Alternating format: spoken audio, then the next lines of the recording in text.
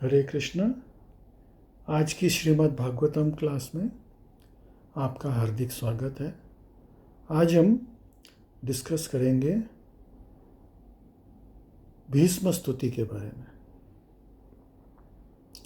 भीष्मदेव जो है, जब उन्होंने अपने शरीर त्यागे तो उन्होंने भगवान की बहुत अच्छी स्तुति करी।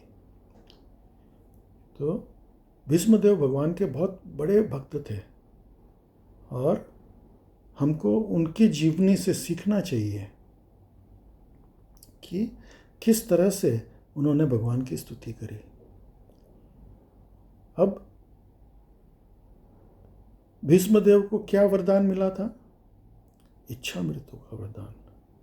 ये इच्छा मृत्यु का वरदान खाली भीष्मदेव को नहीं मिला, हमको भी इच्छा मृत्यु का वरदान है। सबको, हम सबको इच्छा मृत्यु का वरदान है। आप बोलोगे, अरे ये क्या बात बोल रहे हो? हाँ, बिल्कुल सही है। खाली फर्क इतना है कि हमने कभी अपनी मृत्यु की इच्छा करी ही नहीं। लोग बाग इस संसार में बात क्या करते हैं? Art of living. लेकिन श्रील प्रभुपाद ने हमको क्या सिखाया? उन्होंने हमको सिखाया आर्ट ऑफ डाइंग, मतलब शरीर कैसे छोड़ना चाहिए। तो हमको भी इच्छा मृत्यु का वरदान है। हमको ये सोचना है, बोला कि हम कैसी परिस्थिति हो जिसके अंदर हमारे प्राण निकले। आप पहले से सीन सेट करो ना। आप सोचो, जैसे भीष्म पितामह ने युद्ध के अंदर भगवान का वीर रस देखा। भीष्म पितामह जो है वो वीर रस के भक्त हैं। तो उनको भगवान का जो वीर रस का जो रूप है बहुत ही सुंदर लगा। उन्होंने देखा कि कौरवों की सेना के सामने पांडवों की सेना बच्चा सेना थी। कौरवों की सेना के अंदर सब तिमिंगल योद्धा थे। अब तिमिंगल क्या होता है, उसका एक छोटा सा एग्जाम्पल आपको समझाता हूँ। तिमिंगल जो है, अभी एक हाथी को जंगल से उठा करके 500 किलोमीटर दूर ले जाना है, तो कैसे ले जाओगे उसको? आप किसी कंटेनर में या किसी ट्रक में ट्रांसपोर्ट करोगे। और दूसरा तरीका क्या है? एक कोई बहुत बड़ा बाज, तिमिंगल साइज का, वो उड़ के गया जंगल में और 2 हाथियों को अपने दोनों पंजों में पकड़ा और यूं उठा करके 500 किलोमीटर लेकर के चल दिया। ये होता है तिमिंगल बाज। अब एक तिमिंगल बाज जो है वो 2 हाथियों को लेकर के समुद्र के ऊपर उड़ रहा था। उस समय क्या हुआ, एक तिमिंगल मछली ने सांस लेने के लिए मुंह बाहर निकाला और जैसे ही उसने सांस लिया, वो बाज और दोनों हाथियों समेत वो उसको पूरा निगल गई। ये है तिमिंगल मछली। तो जो कौरवों की जो सेना थी उसके अंदर तिमिंगल मछलियों का झुंड था, सब एक से एक बढ़ कर के। भीष्म पितामह इच्छा मृत्यु का वरदान, द्रोणाचार्य उनको कोई हरा नहीं सकता जब तक वो शस्त्र नहीं छोड़े। कर्ण, माने एक से एक बढ़ करके। और कौरवों की सेना में कौन था, क्या था? भगवान, सिर्फ भगवान। और उन्होंने भी क्या बोला था? मैं अस्त्र नहीं उठाऊंगा, मैं सिर्फ सारथी का काम करूंगा। तो भीष्म पितामह क्या बोलते हैं? बोले, प्रभु इतने तिमिंगल योद्धा थे वहां पे कौरवों में, लेकिन अर्जुन को 18 दिनों के अंदर एक बाण भी उसके बाल तक को नहीं छू सका किसी के। किसी का भी एक बाण भी अर्जुन के एक बाल को नहीं छू सका।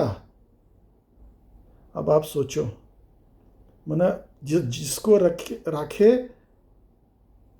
प्रभु, जिसको रखे उसको कोई कुछ नहीं कर सकता है। बड़े बड़े तिमिंगल योद्धा भी जो है वो धराशायी हो गए। मारे कृष्णा राखे के, और राखे कृष्णा मारे के। अब आप सोचो, ये है भगवान की ताकत।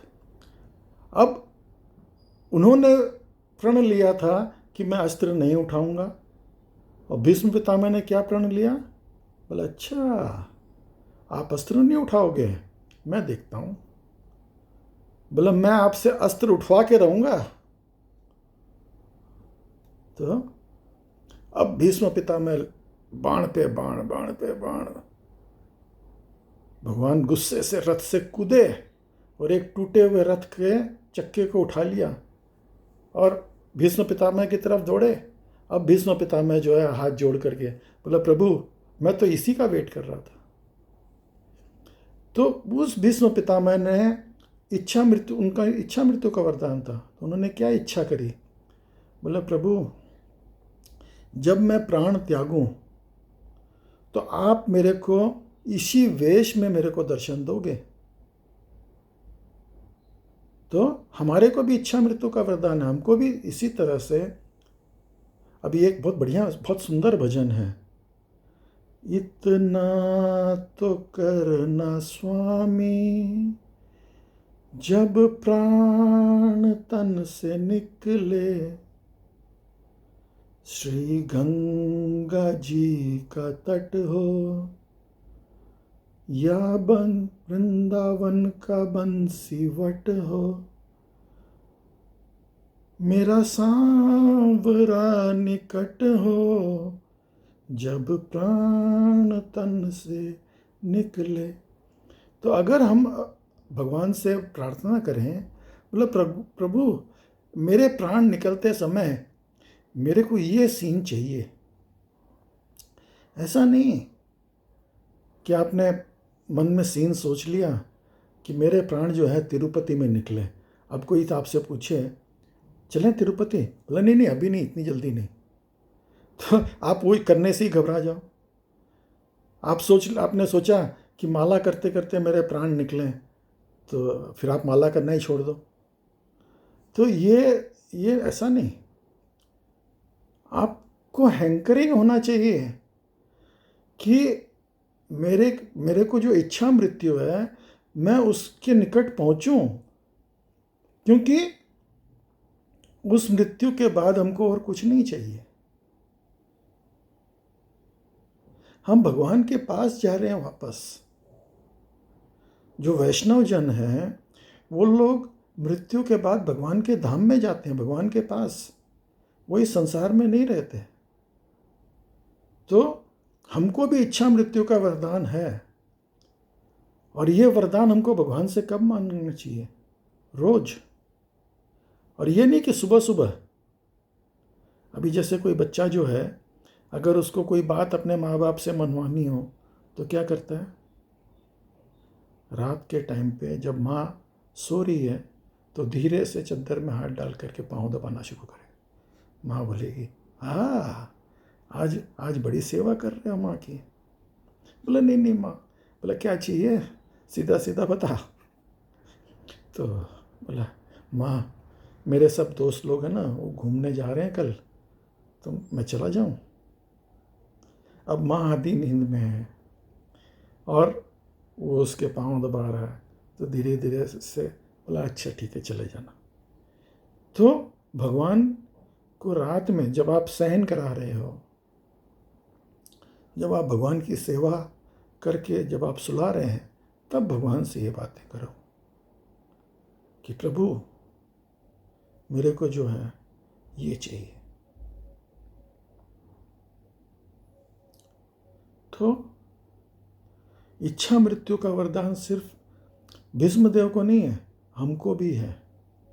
लेकिन हमको मांगना आना चाहिए। कब मांगे, क्या मांगे, कैसे मांगे। लेकिन हम तो मृत्यु की इच्छा करते ही नहीं है ना। हम तो अमर रहना चाहते हैं। जो चीज़ पॉसिबल नहीं है हम उसके लिए हम कोशिश कर रहे हैं। सारी दुनिया का हम पता लगाते हैं, लेकिन जो चीज़ कंफर्म है उसके बारे में हम सोचते नहीं हैं। पर बाकी चीज़ें होगी नहीं होगी कंफर्म नहीं है, लेकिन हमारी मृत्यु कंफर्म होएगी। जिसने जन्म लिया है वो मरेगा। ये शरीर जो है वो नश्वर है। ये आत्मा जो है इस शरीर में एक किराएदार है। तो ये शरीर छोड़ना ही है, लेकिन हम इसका सीन सेट कर सकते हैं कि हम कब शरीर छोड़ेंगे। अगर हम उसकी कामना करें कि भाई कैसा सीन होना चाहिए और भगवान से प्रार्थना करें तो हमको भी मिल सकता है।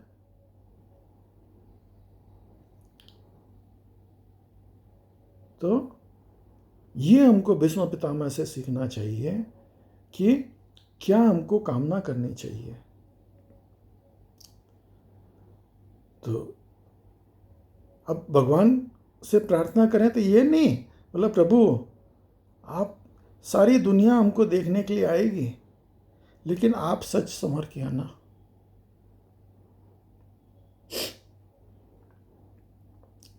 आपकी बत्ती सी दिखनी चाहिए, आपकी जो है